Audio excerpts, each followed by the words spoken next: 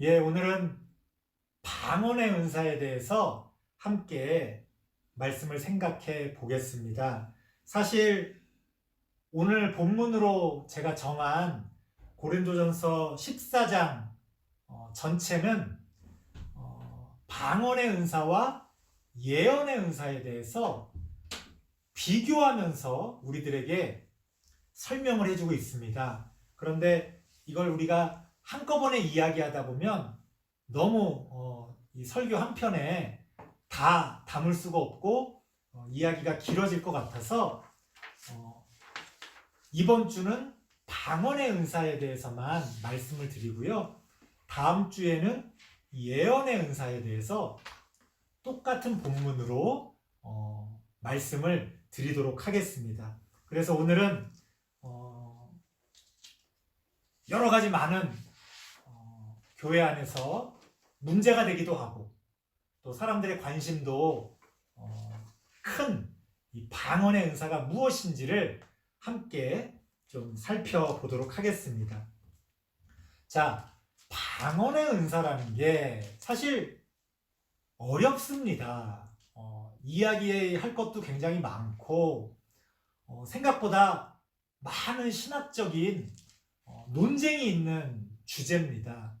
하지만 여러분들이 쉽게 알아들으실 수 있도록 좀 정리해서 핵심적인 이야기들만 말씀드리도록 하겠습니다. 자, 본래 방언의 은사는 외국어를 이야기하는 겁니다. 우리가 성령을 받아서 방언이 터졌다라고 할 때 그 방언이라는 건 원래 우리가 방언이라고 번역한 그 방언도 언어를 이야기하는 거거든요. 그래서 성경에서도 방언이라고 하는 건 본래 외국어를 이야기하는 거였습니다. 한번 성경을 찾아볼까요? 사도행전 2장입니다. 사도행전 2장에 보면 예수님이 승천하시고 예수님의 제자들에게 오순절 마가의 다락방에서 성령이 임했을 때 가장 먼저 일어났던 현상이 바로 방언이 터졌다는 거예요. 그래서 우리가 오늘날에도 성령을 받은 어떤 증거로서 방언의 은사를 이야기하는 겁니다.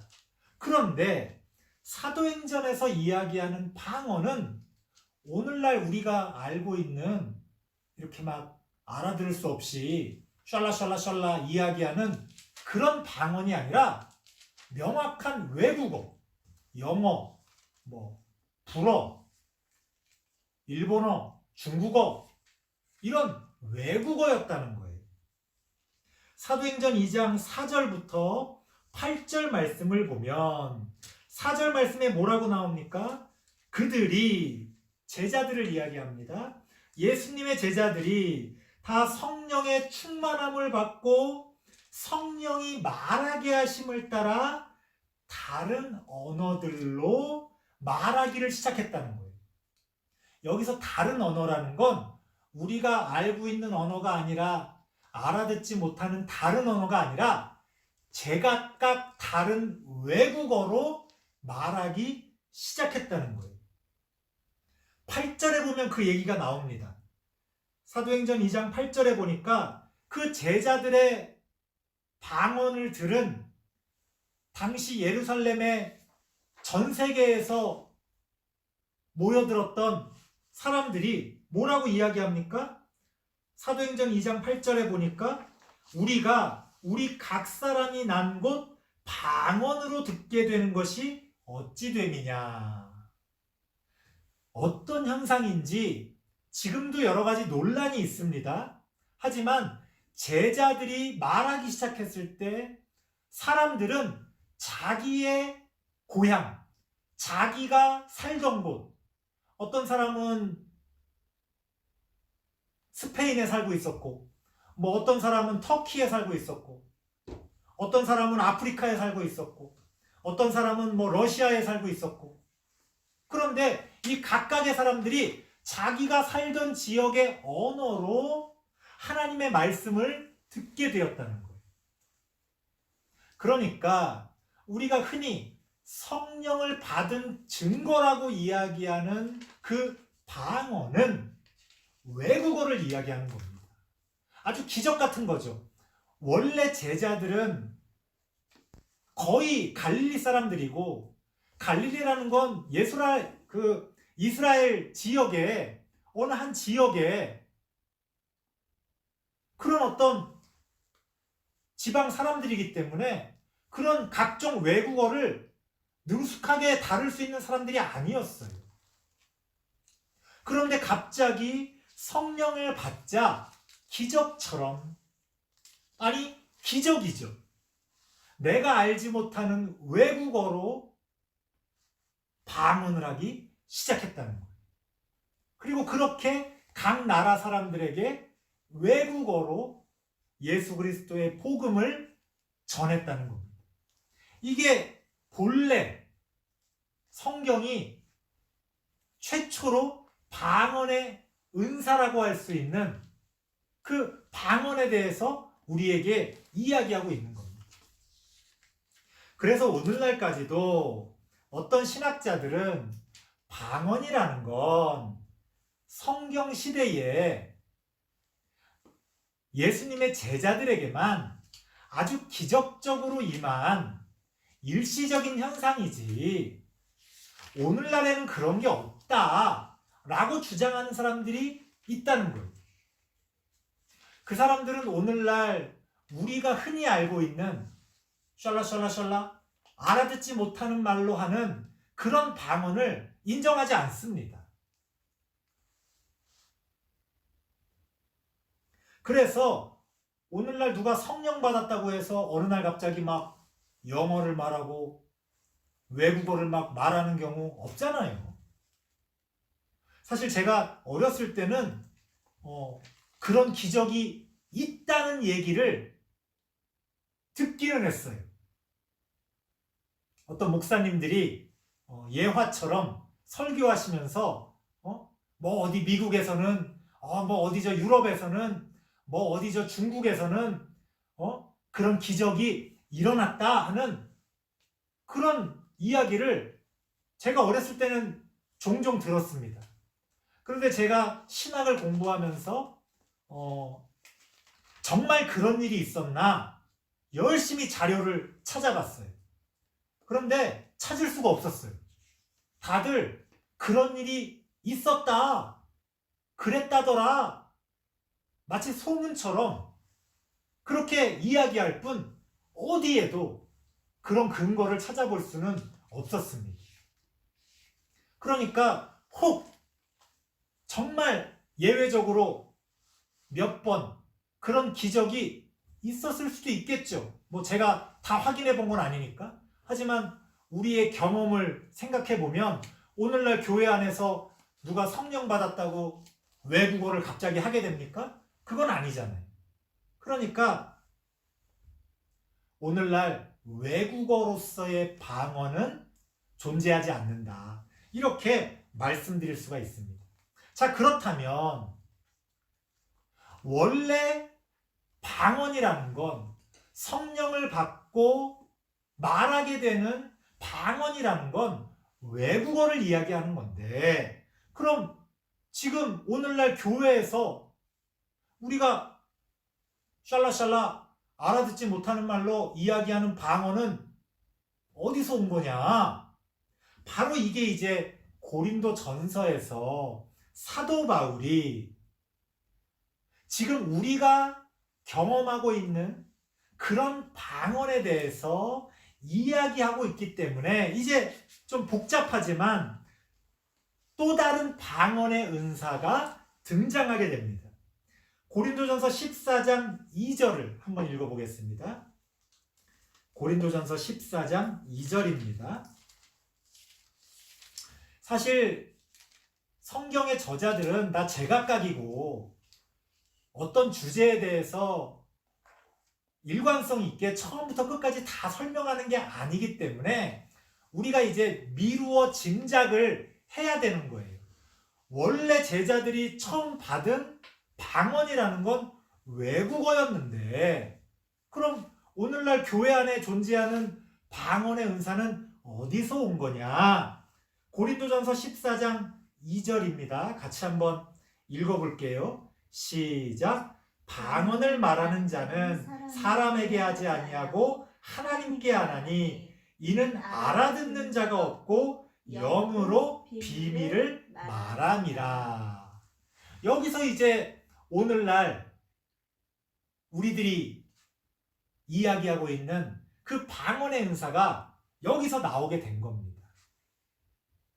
여기서 알아듣는 자가 없다고 하니까 지금 우리가 하는 방언들 샬라샬라 전혀 못 알아듣잖아요. 저게 말인지도 잘 이해가 안 되는 그런 어떤 옹알이 같은 그런 말들 우리가 알아들을 수 없잖아요.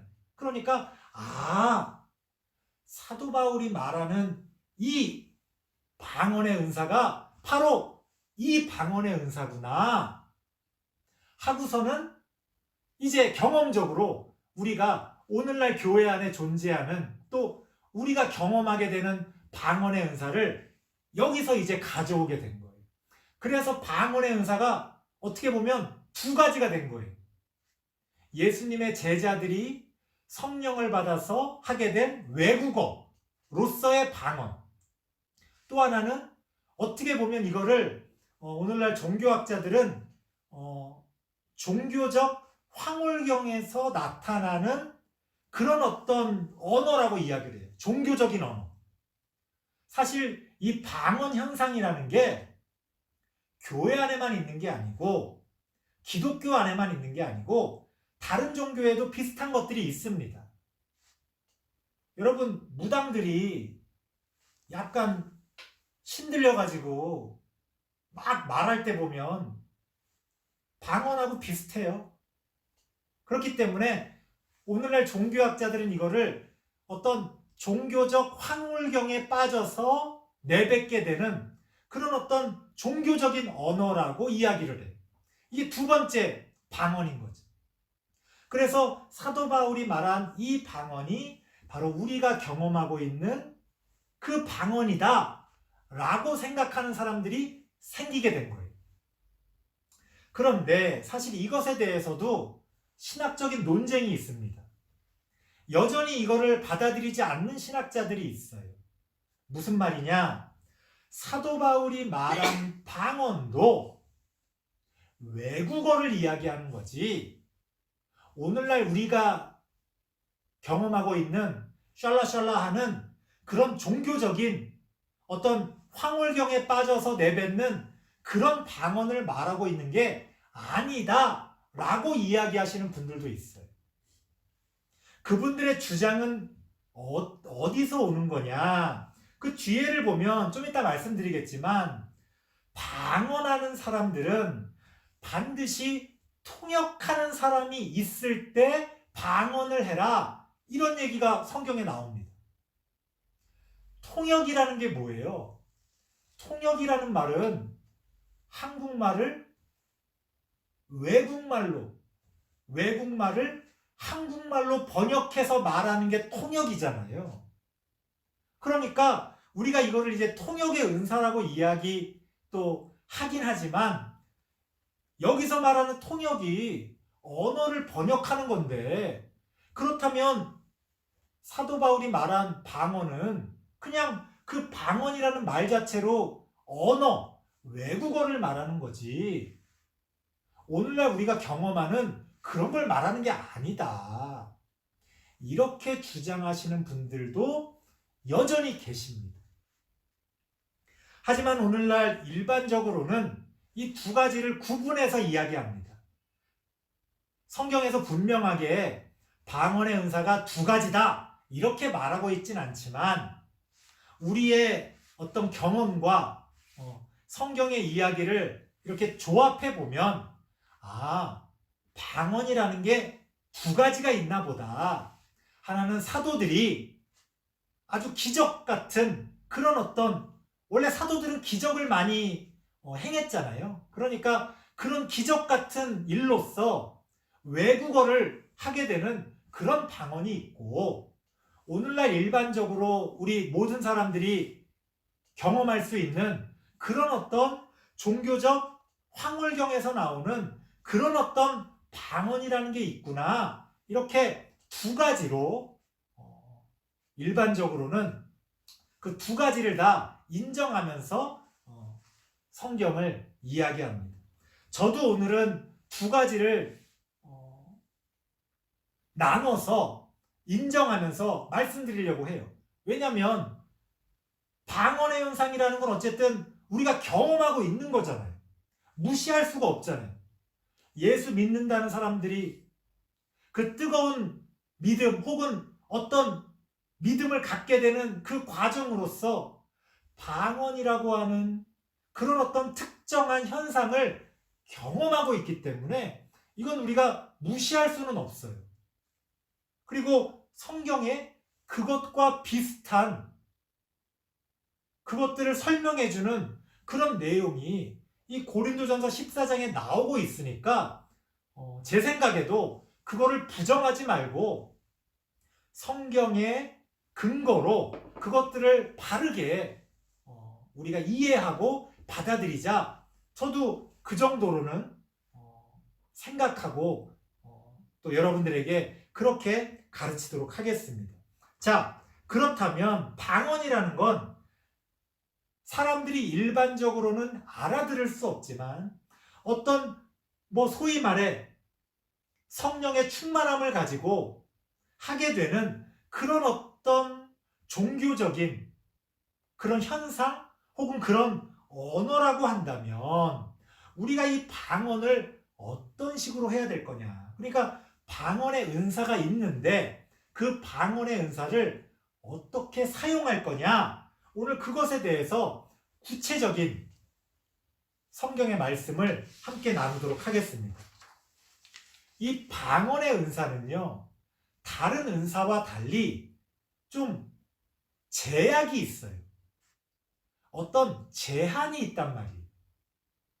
왜 그럴까 생각해 보니까 이 방언의 은사라는 건 우리 경험적으로도 느끼는 거지만 보통 일반적인 은사는요, 그 은사를 갖추기 위한, 그러니까 그 은사를 발휘하기 위한 어떤 능력이 있다거나 혹은 어떤 과정이 좀 필요하다거나 아니면 굉장히 명확한 어떤 열매가 있어야 돼요.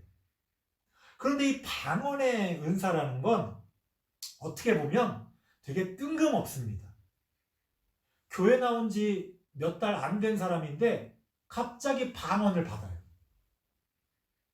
교회를 오래 다니고 방언 받기를 그렇게 사모하는데도 또 방언을 못 받아요. 그러니까 이게 대중이 없어요. 그냥 너무나 갑작스럽게 오기도 하고 그렇다고 무슨 믿음과도 그렇게 큰 관련이 없는 그런 은사입니다. 그러다 보니까 어떤 일이 벌어지느냐, 이 방언의 은사는 남용하기가 쉬워요. 쉽게 방언을 하게 되기도 하고 또 그 방언의 은사라는 게 굉장히 눈에 띄잖아요. 그러다 보면 어떤 교회 안에서 여러 가지 문제들을 일으킨다는 겁니다. 그래서 사도 바울 그 당시에도 이 방언이 많이 문제가 됐던 것 같아요.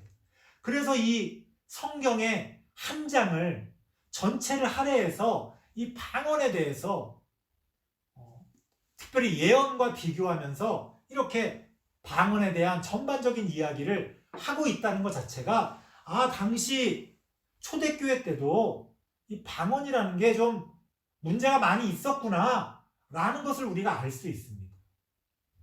오늘날은 교회 안에서 방언이 문제되는 경우가 많진 않아요. 왜냐하면 요새는 방언하는 사람들이 자기들끼리 모여서 예를 들어서 순복음교회나 혹은 그것과 비슷한 그런 어떤 성격을 가진 그런 어떤 교회들로 모이는 경우가 많기 때문에 우리 일반적인 교회에서는 사실 예전처럼 그렇게 방언의 은사를 많이 보진 않습니다. 또 목사님들이 또 성경을 근거로 해서 좀 절제시키는 그런 모습들도 있기 때문에 그런 면도 있죠. 하지만 제가 어릴 때만 해도요, 교회에서 방언한다는 건 그냥 흔한 거였고 기본이었어요. 그래서 같이 철야기도, 뭐 금요기도회 이런 거 할 때, 또 수요일 날 모여서 함께 통성으로 기도할 때, 그럼 뭐 방언할 수 있으신 분들은 다 방언으로 그렇게 기도하는 아주 흔히 볼 수 있는 거였습니다. 그런데 그 가운데서 여러 가지 많은 문제가 생겼어요. 방언의 은사를 받은 사람은 그게 너무 좋아가지고 교만해지기가 쉬웠고, 방언의 은사를 받지 못한 사람은 마치 믿음이 부족한 사람인 것처럼, 성령이 덜 충만한 사람인 것처럼 그런 어떤 자괴감을 느끼곤 했습니다. 그러다 보니까 교회 안에서 이 방언 문제 때문에 여러 가지 많은 안 좋은 일들이 벌어지곤 했어요. 그래서 성경은요, 이 방언에 대해서 분명한 제약을 걸고 있습니다. 그게 뭐냐? 28절 말씀, 다른 구절에도 나옵니다만 28절 말씀을 읽어보면 아주 명확하게 방언의 은사가 제한되어져야 한다는 것을 말씀하고 있는데요. 함께 한번 읽어보겠습니다. 고린도전서 14장 28절입니다. 시작. 만일 통역하는 자가 없으면 교회에서는 잠잠하고 자기와 하나님께 말할 것이요. 누가? 방언하는 자가. 그러니까 방언이라는 건 못 알아들으니까 통역하는 사람이 없으면 교회에서는 하지 말라는 거예요. 남들 앞에서는 하지 말라는 거예요. 왜 그렇습니까? 5절 말씀을 볼게요. 고린도전서 14장 5절 말씀을 보면 무슨 얘기가 나오느냐? 방언을 말하는 자가 옆에서 통역하는 사람이 없다면 아무도 알아듣지 못하니까 그게 남들에게, 그게 교회 안에서 무슨 덕이 되겠느냐? 무슨 도움이 되겠느냐?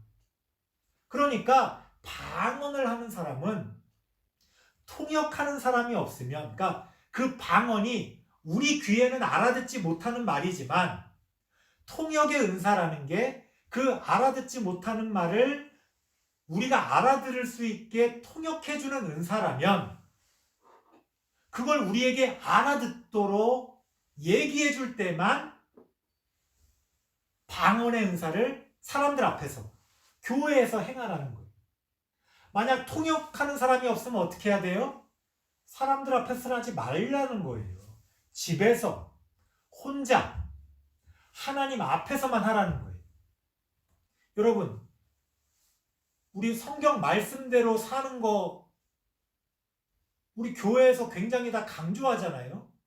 그런데 왜 방언의 은사 하시는 분들은 이 성경 말씀을 안 듣습니까? 자기 옆에 자기 방언을 통역해주는 사람이 없다면 사람들 앞에서 방언을 하지 말라는 거예요.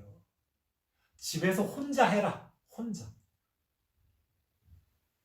그런데 재밌는 사실은 제 경험에 비추어 보면 방언한다는 사람은 많은데 통역한다는 사람은 흔치가 않아요. 참 희한하죠? 이 방언의 은사와 통역의 은사는 같이 가야 되는 은사인데 왜? 방언하는 사람이 통역하는 사람이 없으면 교회 안에서 아무 쓸모가 없잖아요. 그러니까 이게 같이 가야 되는 은사인데 방언 받았다는 사람은 아주 흔하게 많은데 통역의 은사를 받았다는 사람은 흔치가 않아요. 더 놀라운 거는 뭔지 아세요? 통역의 은사를 받았다는 사람의 통역이 서로 달라. 그러니까 똑같이 방언하는 사람의 방언을 듣고 통역의 은사를 받았다는 두 사람에게 그거를 통역하게 했는데 서로 내용이 달라. 그러면 둘 중에 하나는 거짓말이죠. 아니면 둘 다 거짓말이거나. 그래서 통역의 은사를 받았다는 사람은 교회 안에서 흔하지가 않습니다. 이상하죠? 만약에 방언의 은사가 그렇게 하나님이 주시고 정말로 필요한 은사라면 하나님께서 통역의 은사를 받은 사람도 똑같은 비율로 주셨어야 될 것 같은데 그렇지가 않다는 거예요. 이게 뭘 의미하는 걸까요? 제가 이런 말씀을 조심스럽게 드립니다. 오늘날 방언의 은사를 받았다고 하시는 분들 중에 가짜가 많다. 진짜 하나님이 주시는 진짜 성령님이 함께 하심으로써 하게 되는 그런 방언이 아니라 어떻게 보면 그저 어떤 제가 그랬죠? 다른 종교 혹은 무당들도 방언 같은 걸 한다고? 그러니까 가짜 방언 혹은 거짓된 방언도 있을 수가 있다는 거예요. 우리가 그런 부분을 경계하고 조심할 필요가 있습니다. 사실 모든 은사에는 그런 위험성이 있어요. 그런데 방언은 더 흔하기 때문에 그 은사가 그렇기 때문에 더 큰 위험성을 갖게 되는 거죠. 자, 어쨌든 성경에서는 통역하는 사람이 없으면 사람들 앞에서 교회에서 방언하지 말아라 이렇게 이야기합니다. 이것만 잘 지켜줘도 방언의 은사가 교회에서 큰 문제 있을 거 없어요. 자기 혼자 은혜 받아서 자기가 좋아서 자기 집에서 혼자 방언하는데 누가 뭐라 그럴 사람이 있습니까? 자, 그렇다면 만약 통역한다는 사람들도 또 우리가 간혹 만나게 되거든요. 자, 통역의 은사가 있는 사람이 있다면 그럼 방언을 마음껏 해도 되느냐? 또 그렇지가 않아요. 여기에 또 제약을 또 성경은 하고 있습니다. 그게 뭐냐면 27절 이렇게 2중 3중으로 성경은 방언의 은사에 대해서 경계하고 있어요. 고린도전서 14장 27절에 보면 함께 읽어보겠습니다. 시작. 만일 누가 방언으로 말하거든 두 사람이나 많아야 세 사람이 차례를 따라 하고 한 사람이 통역할 것이요. 무슨 말입니까?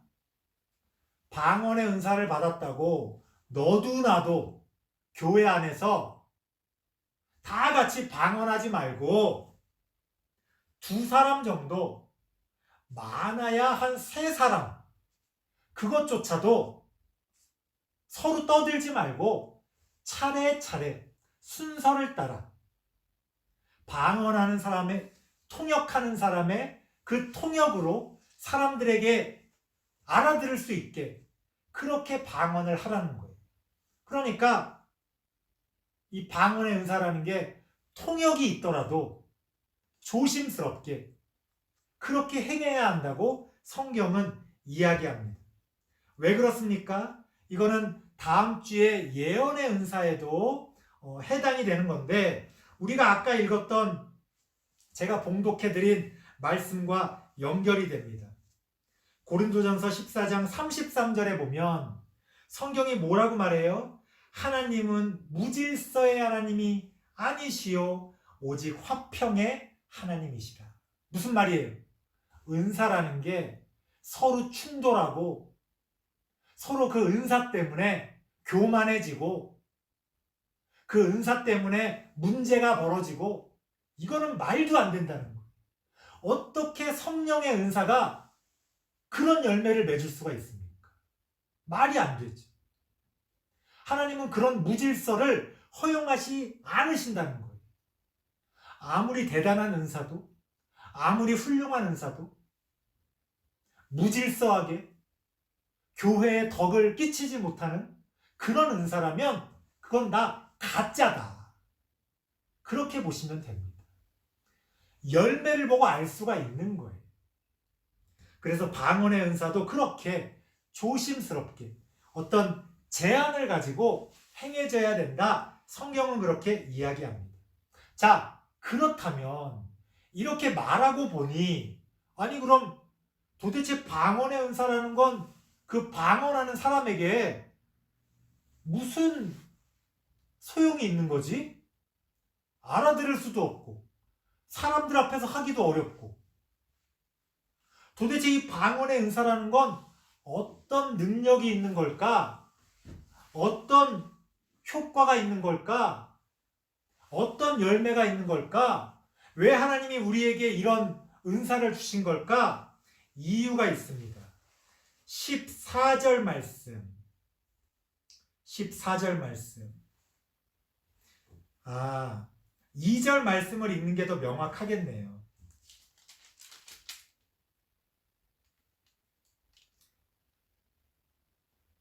2절도 읽고 14절도 읽겠습니다. 14절을 먼저 읽지요. 14절 말씀 같이 읽겠습니다. 시작. 내가 만일 방언으로 기도하면 나의 영이 기도하거니와 나의 마음은 열매를 맺지 못하느니라. 무슨 말이에요? 방언을 하는 사람도 자기가 지금 무슨 말을 하고 있는지 모른다는 거예요. 어떤 분들은 통역의 은사를 같이 받아서 자기가 방언하는 걸 자기가 알아들을 수 있다고 생각하시는 분들이 있는데 그건 착각입니다. 통역의 은사는 다른 사람의 걸 해주는 거예요. 만약 방언의 은사와 통역의 은사를 같이 받아서 자기가 말한 방언을 자기가 통역한다는 건 말이 안 되죠. 그냥 자기가 말하는 방언이 자기가 알아들을 수 있는 말인 거지. 근데 본래 방언의 은사는 알아들을 수가 없는 말이에요. 자기가 알아들을 수 없는 말이란 말이에요. 그러니까 내가 방언의 은사를 하면서 내가 또 통역의 은사가 있기 때문에 나는 알아들을 수 있다라고 말하는 건 되게 이상한 말이에요. 어떤 방언의 은사도 다른 통역의 은사가 있는 사람이 통역을 해줘야지 자기가 말하면서 알아들을 수 있는 방언은 없어요. 방언의 은사 자체가 내 스스로는 알아들을 수 없는 언어이기 때문에 그렇습니다. 이게 방언의 은사의 조건이에요. 그런데 나는 통역의 은사가 있으니까 나는 알아들을 수 있다는 말은 말이 안 되는 거죠. 그래서 통역의 은사는 남의 방언을 알아들을 수 있는 통역이지 내 말을 알아들을 수 있는 건 아니에요. 그래서 방언이라는 건 자기가 방언을 하는 사람이 자기는 무슨 말 하는지 모르는 겁니다. 간혹 그런 분들이 있어요. 저도 방언의 은사를 받았으니까 알고 있죠. 무슨 말이냐면 예를 들어서 제가 마음속으로 우리 신평 가족들을 위해서 기도를 해야 되겠다 생각하고 기도할 때 갑자기 방언이 터질 때가 있어요. 우리 신평 가족들 아무개 또 아무개 성도님 우리 건강 지켜주시고 하나님께서 함께 해주세요 하고 기도하려고 내 마음에 먹었는데 방언이 터져서 방언이 막 나오는 거야. 그럼 사람들이 어떤 착각을 하느냐?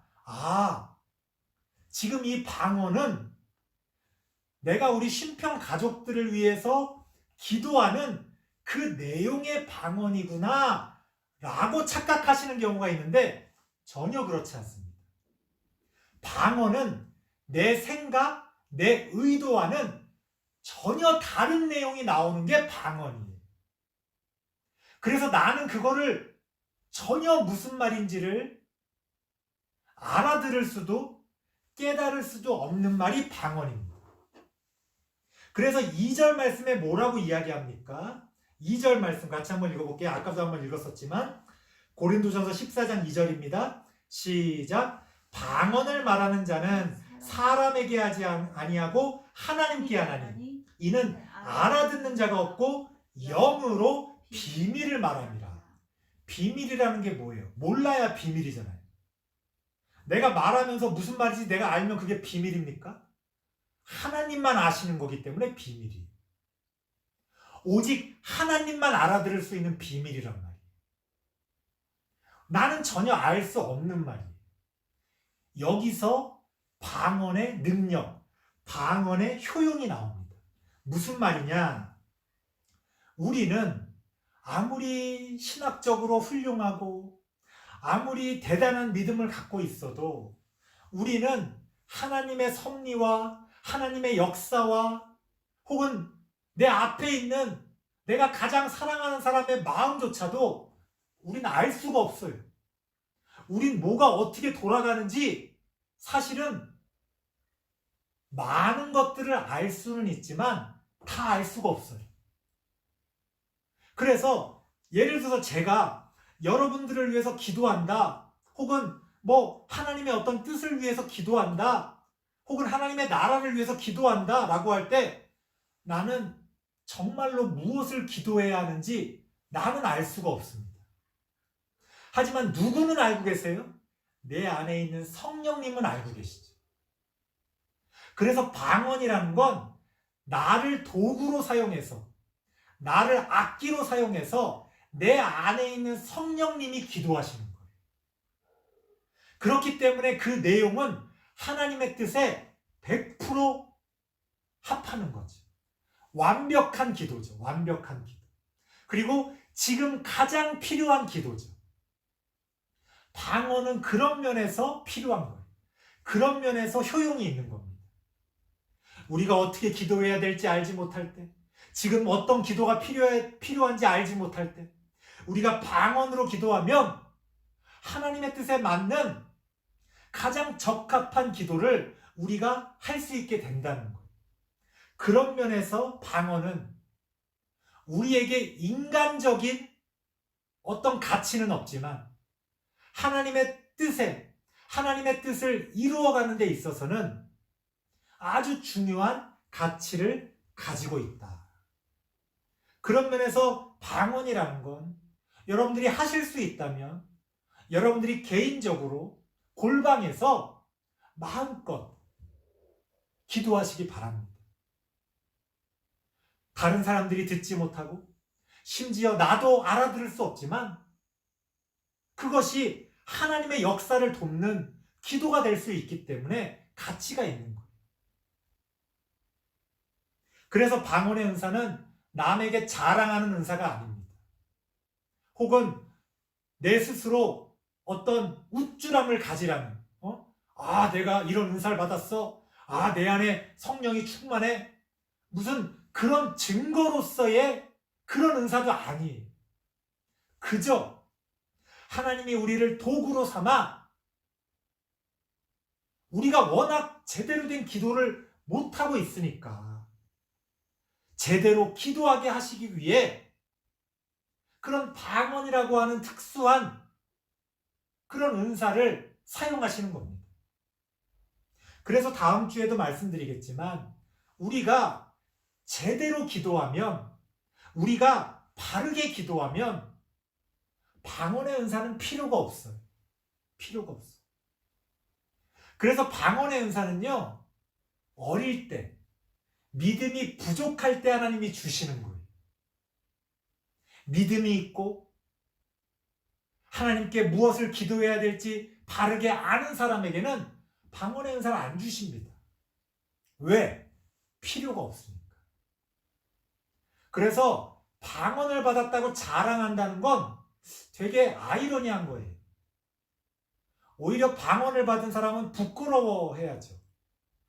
내가 아직 제대로 기도할 줄 모르니까 하나님이 방언의 은사를 주셨구나. 이렇게 생각해야지, 내가 뭔가 특별한 사람이라서 하나님이 방언을 주셨구나. 이렇게 생각하면 말이 안 되지.